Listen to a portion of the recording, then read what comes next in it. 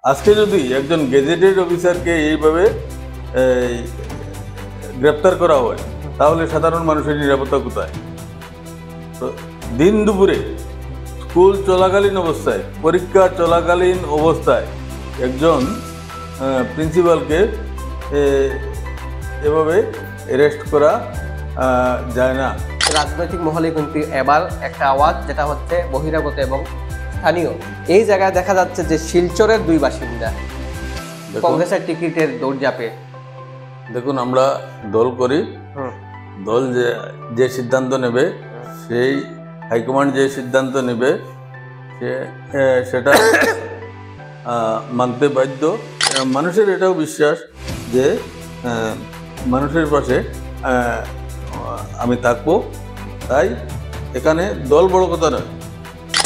আমাদের মুখ্যমন্ত্রী হিমন্ত বিশ্ব শর্মা যেভাবে একনায়কত্ব চালাচ্ছেন, তারই প্রতিবাদে বিজেপির মানুষ ধীরে ধীরে আবার দেখছে যে কংগ্রেস ভিন্ন এই দেশে আর কোনো দল নেই যে জনগণকে সুরক্ষা দিতে পারবে। নমস্কার, আমি পৃথ্বীরাজ চক্রবর্তী বাতায়ন ডিজিটালে স্বাগত জানাই। কাঠিগড়ার প্রবল টিকিট প্রত্যাশী সন্দীপ দাস শিলচর জেলা কংগ্রেস সাধারণ সম্পাদক এবং প্রাক্তন জিপি সভাপতি কালাইন গাঁও পঞ্চায়েতে ইতিমধ্যে আমাদের সঙ্গে রয়েছেন। কাঠিগড়ায় বর্তমানে যেটা সবচেয়ে হট টপিক হচ্ছে কালাইন হায়ার সেকেন্ডারি স্কুলের প্রিন্সিপাল গ্রেফতারি নিয়ে।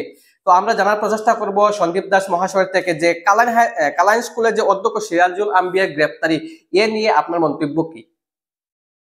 দেখুন, প্রথম আমি বাতায়ন ডিজিটালের দর্শকবৃন্দ এবং আপনাদের সবাইকে শুভেচ্ছা জ্ঞাপন করছি। আপনি যে প্রশ্নটা করেছেন সেটা আমি বলতে চাই যে যেভাবে কালাইন হায়ার সেকেন্ডারি স্কুলের প্রিন্সিপাল মহোদয়কে অ্যারেস্ট করা হয়েছে, তা শিক্ষা জগতের কলঙ্ক, কাঠিগড়াবাসীর সবার কলঙ্ক।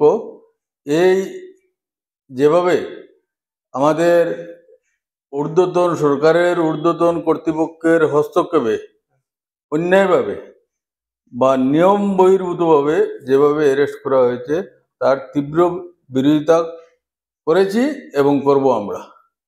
যেহেতু একজন প্রিন্সিপাল গেজেটেড অফিসার, তো ওনাকে গ্রেপ্তার করতে সরকারি বিভিন্ন নিয়মকানুন আছে। দেখুন, উনি স্কুলের একজন অভিভাবক, উনি স্কুলের একজন অধিনায়ক, উনি স্কুলের একজন অ্যাডমিনিস্ট্রেটর। তো আমরা যতটুকু জানি, আমাদের সাধারণ জ্ঞান মতে একজন স্কুলের প্রিন্সিপালকে এভাবে গ্রেপ্তার করা যায় না। এটার কিছু স্বাভাবিক নিয়মকানুন আছে এবং থাকতে হবে। যেমন স্কুলের এসএমডিসি আছে স্কুল পরিচালনার জন্য, স্কুলের ঊর্ধ্বতন কর্তৃপক্ষ ইন্সপেক্টর অফ স্কুল আছেন। আমরা যতটুকু জানি যে এসএমডিসি এবং স্কুল ইন্সপেক্টরকে ডিঙ্গিয়ে যেভাবে উনাকে গ্রেপ্তার করা হয়েছে তা অত্যন্ত অমানবিক এবং এটা সমগ্র কাঠিগড়ার জন্য এক অশনি সংকেত। কিন্তু এখানে মানুষের প্রশ্ন হচ্ছে যে যে স্কুলের এসএমডিসিতে বিধায়ক আছেন এবং বিধায়ক জানেন না যে এই প্রিন্সিপাল অ্যারেস্ট হচ্ছেন বা প্রিন্সিপালকে নিয়ে কিছু বিতর্ক চলছে, তো এই ব্যাপারে কি বলবেন? প্রথমত ব্যাপার হচ্ছে, স্কুলের যে এসএমডিসির চেয়ারম্যান আছেন ওনার জানা উচিত ছিল, এবং সেই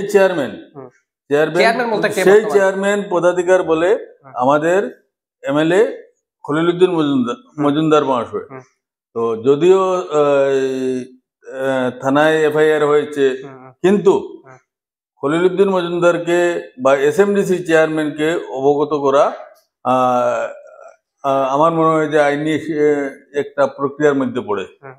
কিন্তু ওনাকে অন্ধকারে রেখে, এসএমডিসি কে সম্পূর্ণ অন্ধকারে রেখে, স্কুল ইন্সপেক্টরকে অন্ধকার রেখে তড়িঘড়ি যেভাবে পুলিশকে সক্রিয় হতে আমরা দেখেছি, আমরা এখানে শাসক দলের হস্তক্ষেপ বা শাসক দলের ভোট রাজনীতির আমরা একটা নমুনা মাত্র দেখেছি।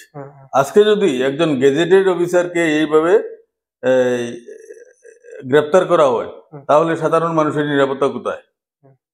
তো দিন দুপুরে স্কুল চলাকালীন অবস্থায়, পরীক্ষা চলাকালীন অবস্থায় একজন প্রিন্সিপালকে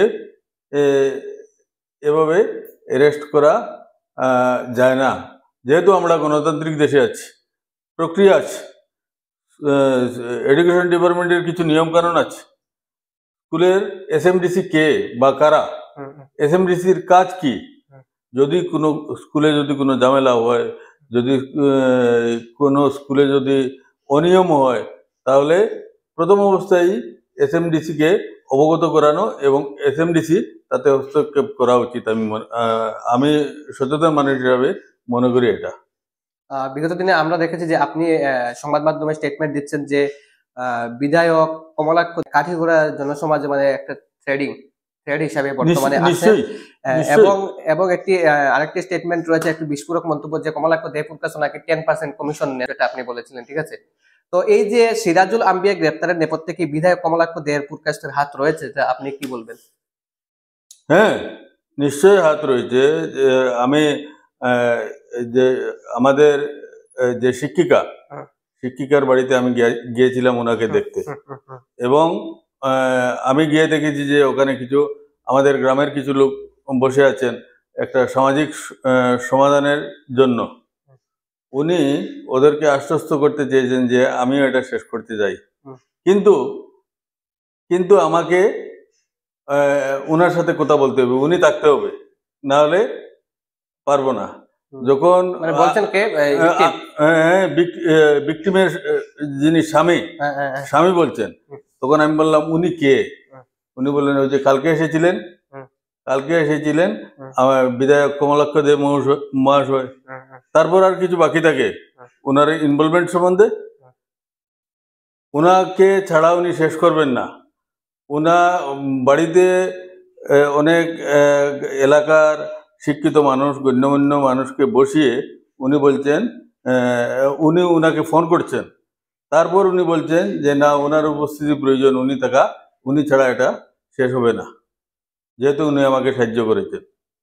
তারপর আর কিছু বুঝতে বাকি আছে এলাকাবাসী? মানে এক কথায় আপনার দাবি হচ্ছে যে এই যে বিষয়টা সিরাজুল আম্বিয়া মহাশয়কে যে গ্রেপ্তারি, সেখানে নেপথ্যে বিধায়ক কমলাক্ষ দে, এটা স্পষ্ট আপনার হিসাবে? এটা আমার দাবি নয়, যে ভিকটিমের যে স্বামী যে উনি বলেছেন আমাদের গ্রামের অনেকে ছিলেন,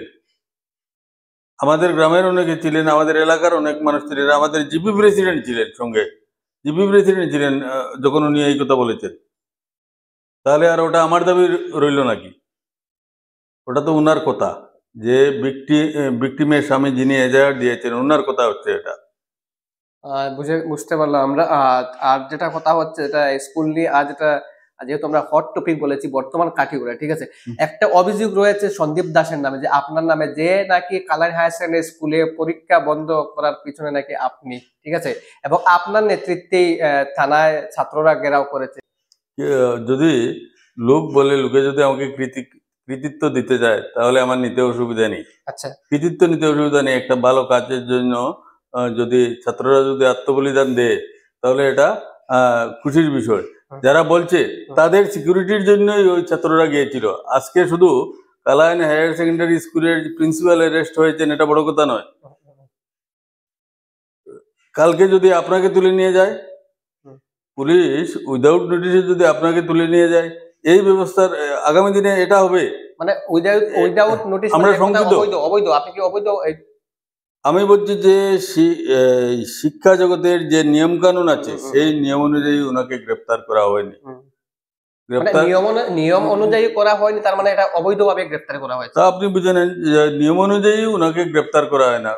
সর্বপ্রথম স্কুলের এসএমডিসি কে অবগত করানো উচিত ছিল। যিনি কেস দিয়েছেন ওনারও উচিত ছিল। আর যেটা আমাদের রক্ষক যারা, সেই পুলিশ ডিপার্টমেন্টেরও উচিত ছিল এসএমডিসির চেয়ারম্যান বা এসএমডিসি কে অবগত করা উচিত ছিল যে আপনার স্কুলে এই ঘটেছে, আপনি কি বলছেন। এবং বাকি ওনারা সত্যতা যাচাই করে ওনারা গ্রেপ্তার করা উচিত ছিল।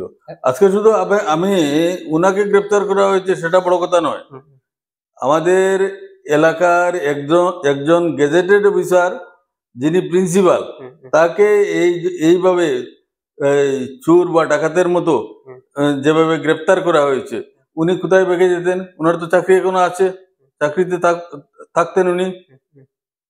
সামাজিক অনেক সমস্যা হয় এবং অনেক সমস্যায় থানা পুলিশ আমাদেরকে বলে ওটা সমাধান করে নিন, আপনাদেরকেও বলে ওটা আপনারা যদি পারেন যে সামাজিকভাবে শেষ করে নিন। মানে এখানে এক কথা সমাজ ব্যবস্থাকে উল্লঙ্ঘন করা হয়েছে, যেটা আপনাদের বোঝা যাচ্ছে। নিশ্চয় সমাজ ব্যবস্থা তো পরে আসছে, তার আগে শিক্ষা জগতে যে উদ্দেশ্যে এসএমডিসি গঠন করা হয়েছে, যে বা আগে এসএমসি ছিল, তাকে আমি কি বলবো, তাকে মানে যে বুড়ো আঙ্গুল দেখিয়ে তাকে ফাংশনলেস করে এই ব্যবস্থা নেওয়া হয়েছে। তাহলে এসএমডিসি স্কুলে থাকার মানে কি? তাহলে সরকার এসএমডিসি ভেঙে দেব। এসএমডিসির কোনো ফাংশন যদি না থাকে, এসএমডিসির যদি কোনো দায় দায়িত্ব না থাকে, তাহলে এসএমডিসির প্রয়োজন নেই। আমার বক্তব্য হচ্ছে এটা। আর বাকি যেভাবে চলছে সেইভাবে যদি চলে, আগামী দিনে আপনারও কোনো সিকিউরিটি নেই, আমারও কোনো সিকিউরিটি নেই, সাধারণ মানুষের সিকিউরিটি নেই, নিরাপত্তাহীন সাধারণ মানুষ। আর পুলিশ আদালত সব প্রশাসনের ভূমিকা নিয়ে কি বলবেন? আর কি বলবো, বলেছি তো, অনেকই বললাম। আর কি বলতে হবে? যে প্রশাসনের যে ভূমিকা ছিল তা যে শিক্ষা জগতে যেরকম ভূমিকা হওয়া উচিত সেই ভূমিকা নিশ্চয় ছিল না। এবং তার কারণই হচ্ছে যে অপশক্তি যেগুলো আছে আমাদের সমাজ জীবনে বা বাইরে থেকে অনেক এসে যারা ঘোরাঘুরি করছে, তারাই এই ঘটনার জন্য দায়ী। পুলিশ তো প্রশাসন ওদেরকে চাকরি বাঁচাতে হবে। উপর থেকে ফোন আসে, উপর থেকে প্রেশার ক্রিয়েট হয়, তাহলে ওরা করবে কি? তাদেরও করার কিছু নেই। আপনি সংবাদ মাধ্যমে বলেছিলেন যে কাঠিগড়ায় অপশক্তি ঘোরাফেরা মানে ঘুর পেছে দেখা যাচ্ছে, ঠিক আছে, ঘোরাফেরা করছে অপশক্তি, এবং এই অপশক্তি নাকি কাঠিগড়ার সমাজ জীবনে থ্রেড হয়ে দাঁড়িয়েছে। হ্যাঁ, নিশ্চয়ই। আপনি দেখেন না কি চোখে? আপনারা তো সংবাদ জগতের লোক, আপনারা সমস্ত কাঠিগড়া চষে বেড়াচ্ছেন, আপনারা দেখছেন না? আপনারা দেখছেন না যেখানে এক্সিস্টিং এমএলএ থাকা সত্ত্বে উনি কিভাবে চেক বন্টন করেন, সার্কেল অফিসে বসে কিভাবে চেক বন্টন করেন? এটা কি ভালো শক্তি? আপনি কি বলেন? মানুষ, আমরা তো বলার কিছু নেই, মানুষ বলছেন যে এখানে এমএলএ যারা আছেন ওনারা সঠিকভাবে কাজ না করতে পারে, ওনাদের ব্যর্থতার কারণে আজ অন্য জায়গা থেকে এমএলএ আসতে হয়েছে। সেটা অন্য কথা। আপনি যদি এমএলএ এর কাজের কথা বলেন তাহলে অন্য প্রসঙ্গ এসে যাবে, ওই ব্যাপারে। কিন্তু আমার তো দায়িত্ব আছে, আমি কিভাবে এসে আরেকজনের বাসায় উইদাউট পারমিশনে ঢুকে যাব? আমি কিভাবে উনি এসে আমাদের সার্কেল অফিস, বিভিন্ন অফিসে উনি নাক গলান? ওনার ব্যাপার হচ্ছে কাটিগড়ার এমএলএ যেরকম, আর উনিও তো ঠিক সেরকম। উনি কোনো মন্ত্রী নয়, উনি কোনো দায়িত্বপ্রাপ্ত লোক নয়। তাহলে উনি কিরকম করেন? শক্তি প্রদর্শন করে, তাই তো? সরকারের বদান্যতায় এইগুলা চলছে। ঠিক আছে, আপনাদের জানতে পারলাম এই যে কাটিগড়া কালাইন স্কুলের যে বর্তমান সিরাজুল আম্বিয়ার গ্রেপ্তারের বিষয়ে জানতে পারলাম এবং আপনার মন্তব্য জানতে পারলাম। এবার আমরা যাচ্ছি 26-এর দিকে, ঠিক আছে? যেহেতু আমরা শুরুতেই বলেছি যে কাটিগড়ায় বিধানসভা প্রবল দাবিদার সন্দীপ দাস টিকিট প্রত্যাশী, এবং সেই বিষয়ে আমরা যেটা আপনাদেরকে জানতে চাই বা আমাদের প্রশ্ন যেটা হচ্ছে, কাটিগড়ায় এবার বিশেষ করে কংগ্রেস মহলে স্থানীয় প্রার্থীর দাবি জোরদার উঠেছে। ইতিমধ্যে যেহেতু আমরা বলছি আপনিও একজন সন্দীপ দাস প্রবল দাবিদার, প্রবল প্রত্যাশী টিকিটের, এবং বর্তমানে দেখা যাচ্ছে যে শিলচরের দুই বাসিন্দা পাপন দেব এবং কুমারজিৎ দেব টিকিটে দৌড়ে রয়েছেন। তো এ নিয়ে আপনার মন্তব্য কি?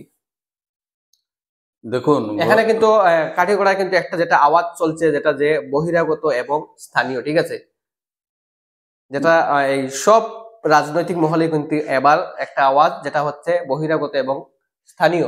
এই জায়গায় দেখা যাচ্ছে যে শিলচরের দুই বাসিন্দা দেখুন কংগ্রেসের টিকিটের দৌড়ঝাঁপে।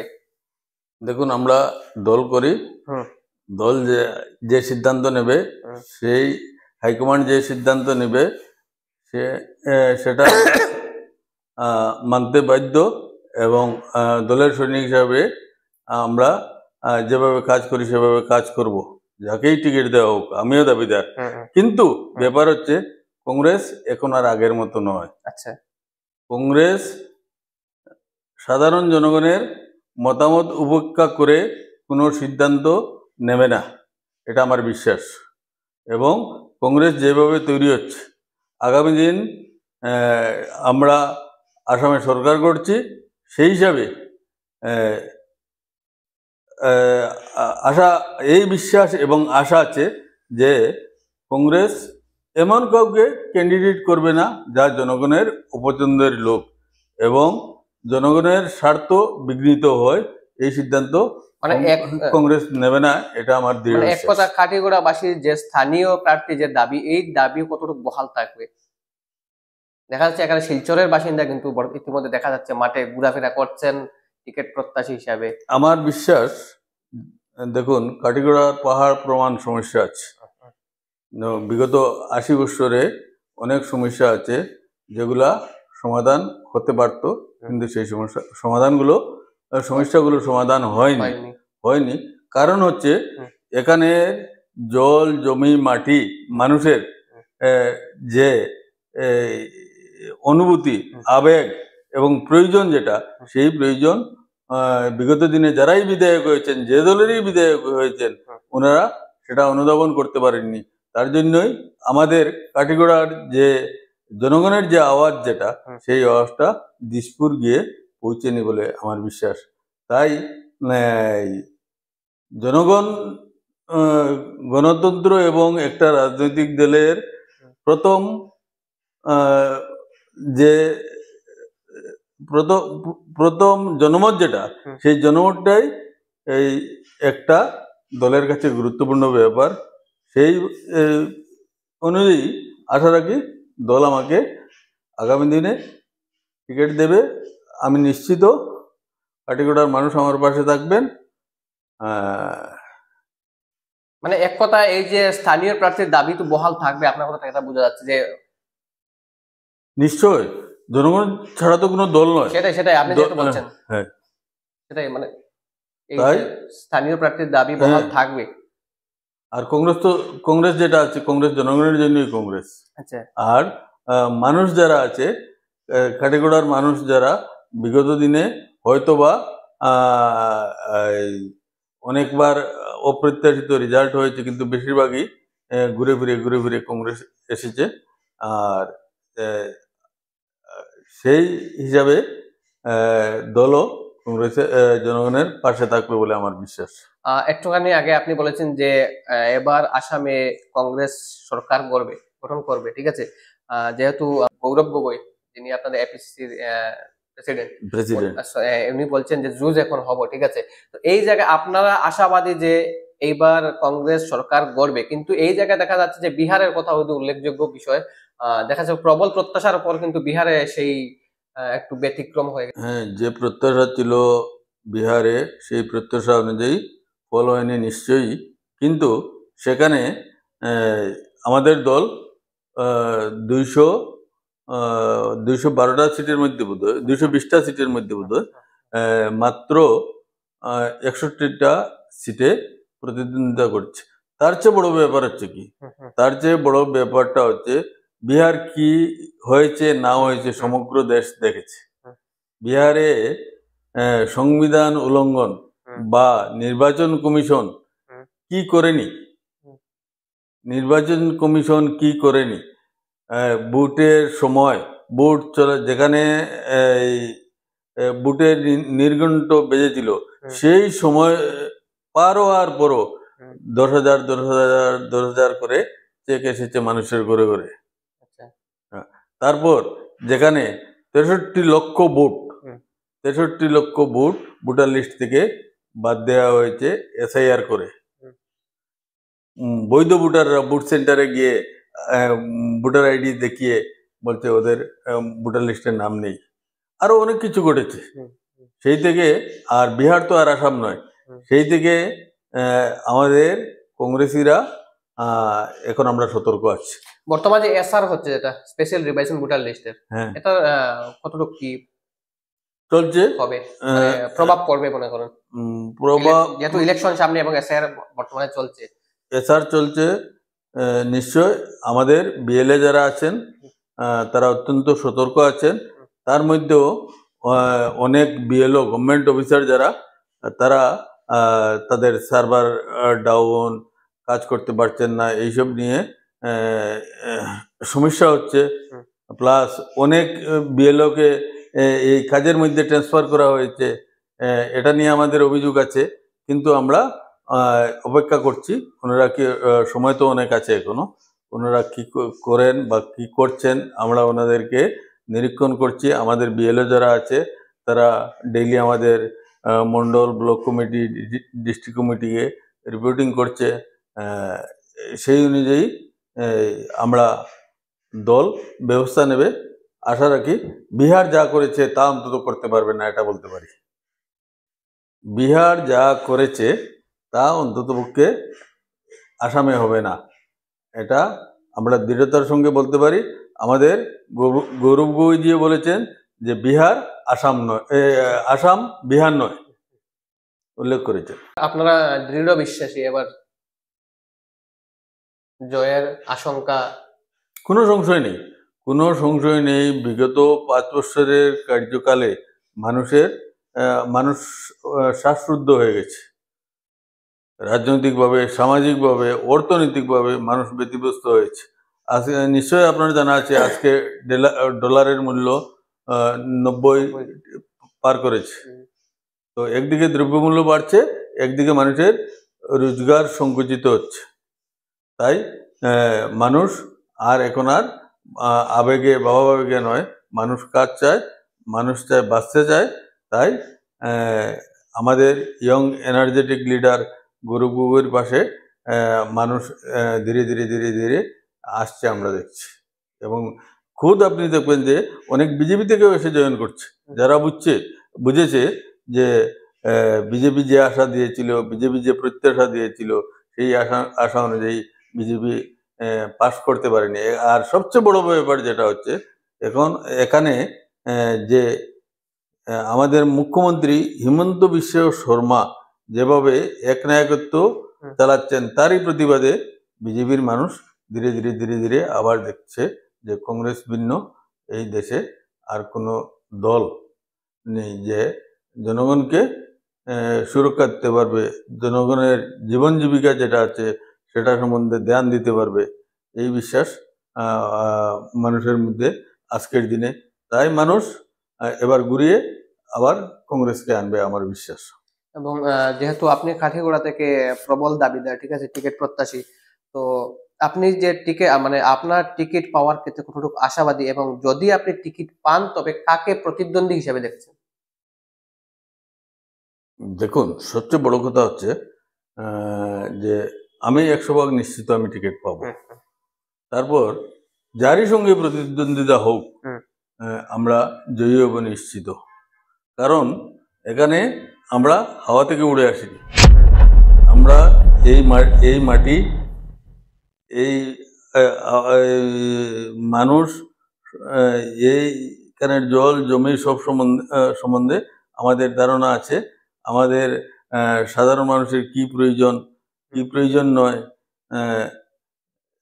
তা আমার অন্তত জানা আছে। এবং এটাও মানুষের এটাও বিশ্বাস যে মানুষের পাশে আমি থাকবো। তাই এখানে দল বড় কথা নয়। আমার যে অতীতে যেভাবে সামাজিক যোগাযোগ মানুষের সঙ্গে আছে এবং যেভাবে এই সমাজ জীবনের সঙ্গে, কাঠিগোড়ার সমাজ জীবনের সঙ্গে জড়িত আছি আমি, শিক্ষার ক্ষেত্রে বলুন, সামাজিক ক্ষেত্রে বলুন, খেলাধুলার ক্ষেত্রে বলুন, এবং আত্মীয়তার ক্ষেত্রেও কাটিগড়াতে অন্ততপক্ষে আমাদের 3,000-এর বেশি আত্মীয় আছে ভোটার, যারা 3,000 সমস্ত গোবিন্দপুর, সোনাপুর, বিহাড়া, জলালপুর, মানে কুশিয়ারকুল, গুমড়া, দিগরখাল, সব জায়গা নিয়ে অন্ততপক্ষে 3,000 ভোটার আছেন আমার নিজস্ব আত্মীয়ের মধ্যে। তো আমার বিশ্বাস যে ওনারা আমার পাশে থাকবেন, আর টিকিট পেলে নিশ্চিতভাবে যে কেউ প্রতিদ্বন্দ্বী হোক। মানে এই কাঠিগড়ায় কিন্তু বর্তমানে কংগ্রেস এবং বিজেপির মধ্যেই কিন্তু চলছে প্রতিদ্বন্দ্বিতা সুযোগ, এখানে অন্য কোনো আর দল নেই। একটা ব্যাপার হচ্ছে কি, সবচেয়ে বড় এখনো সময় আসেনি সে কথা বলা। আচ্ছা, তো আমি বলবো যে এখন বিজেপির প্রতিদ্বন্দ্বী। আচ্ছা, এখন যে ব্যাপারটা হচ্ছে বিজেপির প্রতিদ্বন্দ্বী হয়ে গেছে কাটিগড়ায়। কাটিগড়ায় এই যে যারা উড়ে এসে জুড়ে বসতে চায়, এই যারা বিজেপি যারা করেন সাধারণ মানুষ, তারাও এর বিপক্ষে, দলীয় নেতৃত্ব যারা আছেন তারাও বেশিরভাগ এই এই উড়ে আসা জুড়ে বসা ব্যক্তির বিরুদ্ধে আছেন। তো এটা নিয়ে প্রতিদ্বন্দ্বিতা আপাতত চলো, তারপর ভোট আসলে দেখা যাবে কংগ্রেস বিজেপি না আর কেউ এসে যায়, তারপরে বিবেচনা করবে। যে পরিস্থিতি আছে বা যে দলগুলো দেখা যাচ্ছে যে কংগ্রেস আর বিজেপি দেখার মধ্যে, নিশ্চয়ই এমনিতে বরাকবলিতে 80-র পর থেকে ওই দুইটাই প্রধান দল, কংগ্রেস এবং বিজেপি। সিপিএম এর অনেক কার্যকর্তা আছেন, সিপিএম এর শক্তিশালী সংগঠন আছে, এবং আমার বিশ্বাস যে ওনারাও আমাদের পাশে থাকবেন। মানে আপনি এমন কোন প্রতিদ্বন্দ্বী ব্যক্তিকে দেখছেন না এখনো পর্যন্ত আপনার হিসাবে? প্রতিদ্বন্দ্বী তো থাকতেই হবে। আচ্ছা, প্রতিদ্বন্দ্বী তো থাকতেই হবে, যেহেতু গণতান্ত্রিক পরিকাঠামোয় আমরা আছি, তাই প্রতিদ্বন্দ্বী থাকবে। কংগ্রেস না হলে তার ভোটের প্রয়োজন নেই। বর্তমান সময়ে বিজেপি মহলে যাদের নাম উঠে আসছে, ঠিক আছে, ওনাদের মধ্যে কোনো ব্যক্তি আছেন কি আপনার প্রতিদ্বন্দ্বী হিসাবে দেখতে পাচ্ছেন? যেহেতু বর্তমানে কিন্তু সোজা কথায় বলতে গেলে বিজেপিতে দেখা যাচ্ছে বর্তমানে কমলাক্ষ দেবপ্রকাশ নাম একদম জোরালো চর্চা চলছে যে উনি নাকি টিকিট পাচ্ছেন। কংগ্রেস থেকে দেখা যাচ্ছে যে সন্দীপ দাসের নাম সেই প্রবল প্রত্যাশী বা প্রবল চর্চায় রয়েছে। দেখুন, আমি আমার কথাটাই বলছি, রাজনীতির প্রথম এবং প্রধান উদ্দেশ্য হওয়া উচিত জনগণের সেবা, জনগণকে সাহায্য করা, জনগণের সুখ দুঃখে পাশে থাকা। যদি এই মনোভাব যদি কারো না থাকে, তাহলে আমি মনে করি সে রাজনীতিতে আসা উচিত নয়। রাজনীতিতে ব্যক্তি স্বার্থের কোনো জায়গা নেই, কিন্তু আজকাল অনেক সাধারণ মানুষ যারা রাজনীতির সঙ্গে ডিরেক্ট ইনভলভ নয়, তারা প্রায়ই বলে থাকেন যে রাজনীতি একটা খুব খারাপ জিনিস। রাজনীতি সেই যেহেতু আপনি বলছেন রাজনীতি খারাপ জিনিস, ঠিক আছে, এবং তো ওইসব, তার আগে আমি বলছি যে ওইসব লোকরাই যারা নিজেদের কে বাঁচানোর জন্য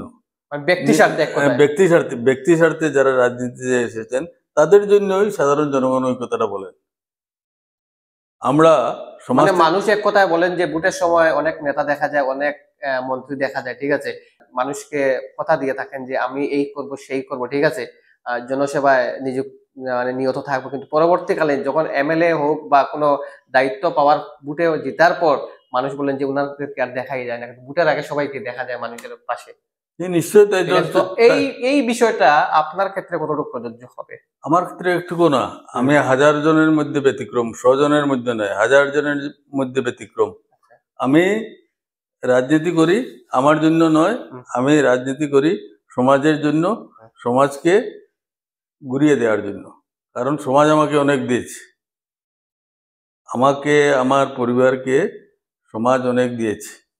তাই আমার দায়িত্ব এবং কর্তব্যের মধ্যে পড়ে যে আমি সমাজকে রিটার্ন দেওয়া, এবং সেই রিটার্ন দেওয়ার উদ্দেশ্যেই আমি রাজনীতিতে এসেছি এবং রাজনীতি করছি আমি।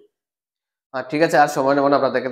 শেষমেশ একটি প্রশ্ন থাকবে আপনার কাছে, যেহেতু আপনি যদি বিধায়ক নির্বাচিত হলে কাঠিগড়া উন্নয়ন নিয়ে কি কোনো বিশেষ পরিকল্পনা রয়েছে যদি আপনি নির্বাচিত হন? যেহেতু আপনি 100% বলছেন আপনি টিকিট পাবেন আশাবাদী, এবং জেতার সম্ভাবনা আপনার প্রবল রয়েছে, যেহেতু আপনার থেকে বোঝা গেল। তো সেই হিসাবে বলছি যে কাঠিগোড়া নিয়ে আপনার কি পরিকল্পনা রয়েছে দেখুন, উন্নয়ন আমাদের নিয়ে? আমাদের সবচেয়ে বড় দুঃখ যেটা আর কি, হুম, যেটা 80 বছরের মধ্যে হুম, বরাকবেলিতে বরাকবেলিতে অনেক কনস্টিটিউয়েন্সি আছে। আপনি দলাই বলুন, সোনাই বলুন, লক্ষ্মীপুর বলুন, বরকলা বলুন, সব কনস্টিটিউয়েন্সিতে গভর্নমেন্ট হুম, সরকার নিজে থেকে অনেক কিছু করেছে। রিসেন্ট বরকলাতে ডিগ্রি কলেজ হয়েছে, এর আগে নেট্রিপ হয়েছে, আরো প্রতিষ্ঠান আছে। উদারবন্দে দেখবেন আপনারা, ডায়েট আছে, আরো অনেক কিছু আছে। হুম, হুম, তো ঠিক লক্ষ্মীপুরও সেইভাবে আছে, সাব ডিভিশন হয়েছে, সুপার ডিস্ট্রিক্ট সমপর্যায় সমজেলা যেটা। সমজেলা, দোলাই সমজেলা হয়েছে, হুম, হুম, এই সোনাই টাউন হয়েছে। কিন্তু আমাদের এখানে নেই বলতে কিছু নেই। ওই ব্রিটিশ পিরিয়ডে একটা সার্কেল অফিস ছিল, থানা ছিল। তারপর আর কাটিগড়াতে সরকার অনুমোদিত বা সরকারের কোনো প্রকল্প এখানে আসেনি। এখানে ভালো কোনো শিক্ষা প্রতিষ্ঠান নেই। একমাত্র ডিগ্রি কলেজ যেটা হুম, গরিব মানুষের, সাধারণ মানুষের পয়সা, ঠেলাওয়ালা রিক্সাওয়ালার পয়সায় সেই ডিগ্রি কলেজ হয়েছে। কাটিগড়াতে একটা ডিগ্রি কলেজ আছে, সেটা এখনো অনুমোদিত হয়নি। সেটাও মানুষের গড়া, সরকার গড়েনি। ঠিক সেইভাবে কাটিগড়ায় এই 80 বছরে কিছুই হয়নি, হুম, সরকার থেকে কিছু হয়নি। মানে সরকারের কাছে আমাদের কাটিগড়ার বার্তা নেই, বার্তাটা পৌঁছে দেওয়ার মতো কোনো লোক ছিল না এই 80 বছরের মধ্যে। এই হচ্ছে মূল ব্যাপার। বাকি তো দৈনন্দিন অনেক কিছু আছে, অনেক কিছু আছে। আপনি জল জীবন মিশন বলুন, বিভিন্ন প্রকল্প এসেছে, কিন্তু সব প্রায় ফেইলিওর। এখানে এসে দেখবেন এক নেতা দাবাদাবি করছেন, শুনেছি 43টা রাস্তার শিলান্যাস করেছেন, কিন্তু কটা রাস্তার কাজ শুরু হয়েছে? কাজ তো বোধহয় 65টার বেশি রাস্তার কাজ শুরু হয়নি। তাই ওরা আসবেন, ললিপপ দেবেন, ইলেকশন, তারপর ইলেকশন চলে গেলে মানুষ ওদেরকে খুঁজে পাবে না। 5 বছর খুঁজতে খুঁজতেই মানুষের চলে যাবে। তো কাটিগড়ার মানুষ চায় এবার কাটিগড়ার এমন কোনো মা নেই নাকি যিনি একজন এমএলএ প্রার্থীকে জন্ম দেননি। আর আমরা কালাইনি তো নেই, কালাইনি থেকে কোনোদিন কোনো দলীয় প্রার্থী এমএলএ হয়নি। ডেভেলপমেন্ট তো কিছুই নেই, সরকারি ডেভেলপমেন্ট নেই বলতে নেই কাটিগড়ায়। ও, কাজ অনেক আছে। যেহেতু ডেভেলপমেন্টের কথা এসেছেন, ঠিক আছে, আর ছোট্ট একটা কথা, যেটা বর্তমান দিনে কালাইন অঞ্চল বা বিভিন্ন অঞ্চলে দেখা যাচ্ছে কাঠিগোড়ায় সাপ্লাইড জল, যেটা ওয়াটার সাপ্লাইড জলের মানে অবস্থাটা একদম মানে দৈন্য দেখা যাচ্ছে, মানে এটা গ্রহণযোগ্য নয়। না, নিশ্চয়ই নিশ্চয়ই ড্রিঙ্কিং ওয়াটার যেটা। হ্যাঁ, আমিও ব্যবহার করছি। ঔষধপত্র, মেডিসিন যেগুলো আছে, পিএইচির মেডিসিন, ওইগুলো মেডিসিন সাপ্লাই নেই। তাই হচ্ছে, গ্রামগঞ্জে যাবেন দেখবেন সেই জলও পাচ্ছেন না। গ্রামেগঞ্জে যাবেন দেখবেন অনেক প্ল্যান্ট আছে যেগুলো অর্ধসমাপ্ত হয়ে রয়েছে। প্রচুর প্রচুর প্ল্যান্ট আছে, অনেক প্ল্যান্ট আছে কমপ্লিট হয়েছে, হ্যান্ড ওভার হয়নি। ওনাতে কে কাজ করবে কে না করবে তাও নেই। আজকে জল জীবন মিশনের কর্মচারীরা ধর্ণা দিচ্ছেন ওদের বেতন বাড়ানোর জন্য, ওদেরকে চাকরি নিয়মিত করার জন্য, কিন্তু সরকারের কোনো ভ্রুক্ষেপ নেই, সরকারের ওদের প্রতি কোনো সহমর্মিতা নেই। এই চলছে আর কি। ঠিক আছে, ধন্যবাদ আপনাকে আপনার সময় দেওয়ার জন্য। এবং যারা দর্শক রয়েছেন তাদের আপনাদের উদ্দেশ্যে বলছি যে আপনাদেরকে ধন্যবাদ এতক্ষণ থেকে দেখার জন্য।